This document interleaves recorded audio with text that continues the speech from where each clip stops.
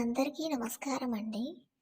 Periods వచ్చినప్పుడు 5వ రోజు ఆడవారు పూజ గదిలో దీపారాధన చేయవచ్చా? మొదటి 3 రోజులు పూజ చేయడం ఇలాంటివి కూడా చేయకూడదు.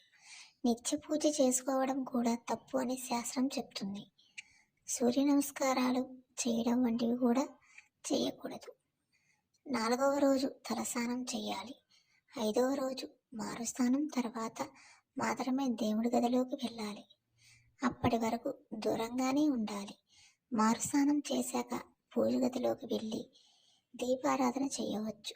అలాగే నిత్య పూజని చేయవచ్చు. ఎవరైనా వాహనానికి పిలిచిన 5వ రోజు మాత్రమే వెళ్ళాలి. 4 రోజులు కూడా పనికిరాదు. ఈ 4 రోజులు కూడా తులసి మొక్కను ముట్టుకోవడం, తులసి మొక్కకు నీళ్లు పోయడం, తులసి దళాలను కొయ్యడం వంటివి కూడా చేయకూడదు. Please subscribe my channel. Thanks for watching. Thank you.